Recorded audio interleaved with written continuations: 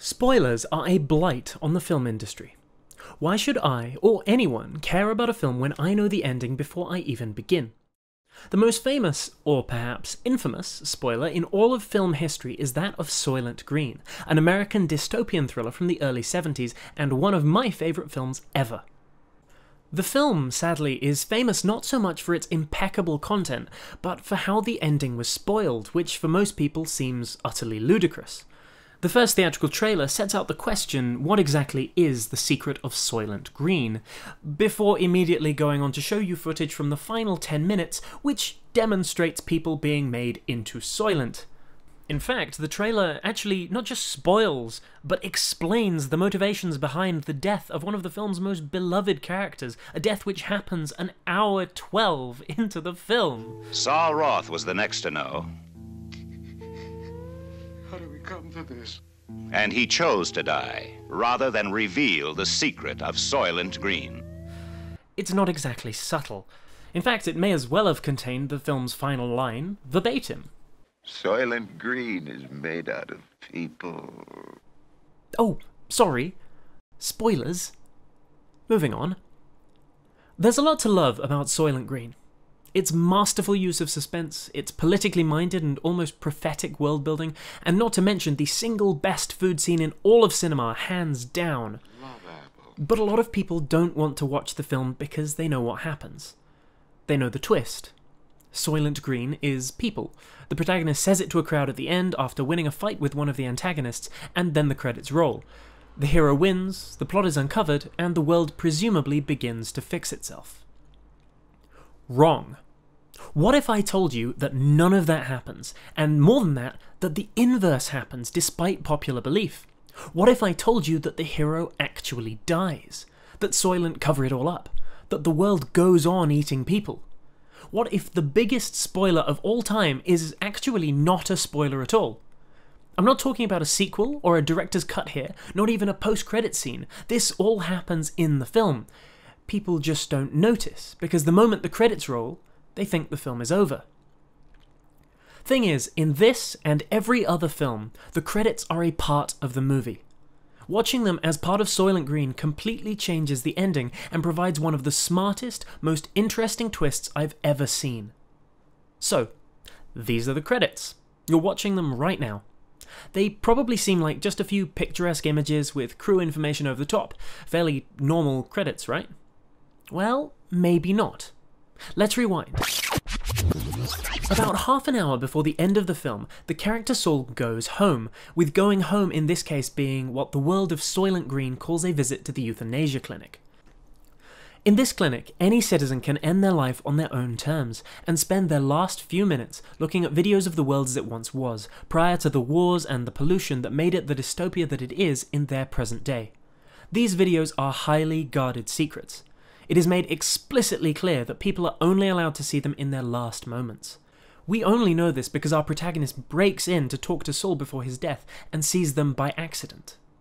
The credits later on are a shot-for-shot copy of this sequence. When we see them in their narrative context, and if we choose to view them as an event of the film rather than simply something that happens after it, it becomes clear that the credits actually show our hero's fate. He is watching the credits with us. He has gone home. Perhaps of his own volition, but given that the basic plot of the film is about the Soylent Corporation assassinating people for trying to reveal their secret, I doubt it. The film spends so much time making it absolutely explicit that these videos are a secret and a well-kept one, only to be seen in the event of one's death, that it completely changes the context of us, the audience, seeing them at the end of the film. Charlton Heston, or at least his character, is dead. While the two sections are not completely identical, the idea, as well as the music, are. And while it would be easy to simply write off the deviations or logicize about how much footage the home clinics have, this alteration may even be a further point of character development. There's a moment just before Saul enters the clinic where he is asked to choose his favourite colour. He picks orange, and a lot of the footage he sees is exactly that, so there's some level of tailoring in the sequence from person to person. I can only speculate as to Frank Thorne's favourite colour, but judging by his credits and the hat he wears in almost every scene of the movie, I'd go with blue. You're a dream. Now, There are a couple of extra reasons that I'm 100% convinced about this. Firstly, credit rolls are usually over black screen or nice images, but I cannot think of a single film other than Soylent Green that actually puts them over a reprise of a previous section of the film. The fact that this decision is so unique tells us that it is a wholly deliberate one. Next, if we look at the actual structure of the film, the idea that Soylent Green is people doesn't share the usual cadence or trajectory of a twist. A massive criticism of the film, from its release all the way up to the present day, is that its twist was too predictable. You see it coming from a mile away, specifically about 20 minutes before the end, right here. For the audience, the phrase Soylent Green is people may as well have been said almost half an hour earlier. When it comes, it has none of the impact that a twist usually brings, because it's almost impossible not to have figured it out by then. When you combine this with the fact that the very trailer itself spells this out for people, it seems like this so-called twist was never the focal point for the filmmakers. It just feels like an afterthought. The real twist is concealed in the credits, and while that might seem weird, it's not actually that strange in the context of 70s filmmaking. The 70s was a time when film production was very different. People not just experimented with credits, but used them constantly. Certain directors were very famous for being unbelievably specific about the opening credits of their films, using them to set the tone and world build for the preceding feature. So why is it such a stretch that Richard Fleischer, the director of Soylent Green, would play with the end credits in the same way? However, none of these are the real reason that I am so convinced. Ultimately, the thing that really brings this theory to life is the fact that Soylent Green is a very personal film. By this, I mean that its big moments, its climaxes, its most iconic and exciting scenes are all actually very small. They're microcosmic. They're personal revelations and one-on-one fights, quiet assassinations, and the rediscovery of food by an old man who has not seen a tomato since his youth. The emotional trajectory of the entire film relies almost solely on these small moments. The political, dystopian environment is merely a framework for these characters and moments to shine in, so it makes no sense whatsoever, at least not to me, that the climax of the film is about the collapse of the political hierarchy when that political hierarchy has previously taken such a back seat. We know nothing about the Soylent Company. We have no real stake in their demise. Even the other antagonists of the film don't really get any kind of comeuppance. The stakes of the film are, and always were, rooted explicitly in the fate of its main characters, so the only way for the film to emotionally resolve itself is to base its ending on those characters, and in this case, on their deaths. To me, this is the best kind of filmmaking. The ability to use the very format and function of film to help tell your story is, for me, the single most important facet of cinema. It's what separates it from other mediums. Plays share with it a script, books share a plotline, but the frame, cinematography, the audio-visual combination, the credits, the ability to subtitle, video transitions, visual effects, all of these are completely unique to the medium of film. And thus it is these aspects that we should use to define what is or is not a good film. When we go to the cinema or watch a movie these days, there's a real trend in people, and especially critics, judging them based almost entirely on whether the story was good or not, rather than on how well the story was told. The 100-Foot Journey is a perfect example of this, because it is a great film, with a fundamentally dull plotline. You can essentially boil the plot of that film down to people cook and flirt. Chef gets good at his job.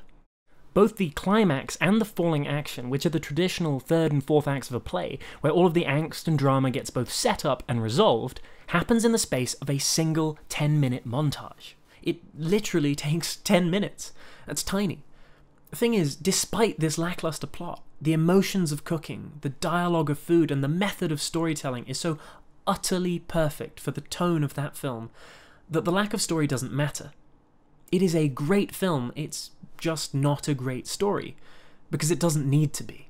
It can be a great film despite that, because it uses film well, just like Soylent Green does. I'll repeat what I said at the start. Spoilers are a blight on the film industry. Not because knowing the ending makes a film less enjoyable, but because the idea that plot is the main takeaway from a film stops us from truly appreciating what the medium can offer. Stories are about the journey, not the result. If they weren't, you'd never read a book. You just read the Wikipedia summary, and granted, I got through my entire literature degree by doing exactly that, but that does not mean I was right to do it. This kind of plot culture, where story is the be-all and end-all of art, stops us looking at what makes that art unique. It stifles innovation, because the more money we throw at films that are entirely reliant on their plot, the less filmmakers need to innovate and invent to keep our attention. They just have to throw in an extra superhero or revive a character who totally didn't die in the last film. Kingsman. When we give power to spoilers, we take power away from filmmakers. With the end of this video, Soylent Green has been well and truly spoiled for you, whichever ending you think is the real one, but I challenge you to go and watch it, or watch it again, because I promise you that it is just as good the second time around. I give Soylent Green people out of 10. That's like a 9.5. It is a tasty, delicious treat. Well, break down the doors and call me Matilda, you've made it to the end of the video. I truly thank you for getting this far, and I hope you've enjoyed yourself up until now. But if you haven't, you're in luck, because I am a feedback masochist. Positive feedback is all well and good, but it's the negative stuff that really keeps me up at night. So I'd really hate to waste the opportunity to go through some really existential misery. Jokes aside, I absolutely love all forms of feedback, so tell me what you thought. I would love to know. Maybe we can have a wee little argument in the comments. Moving on, I hope that you enjoyed this. I hope that you enjoy Soylent Green if you do decide to watch it. It is a fantastic film and I could not recommend it more. I hope that you stick around for some more of my inane ramblings next time. Subscribe to the channel if you, like me, have an unhealthy predilection for subpar video essays. Like this one. Toodle pip!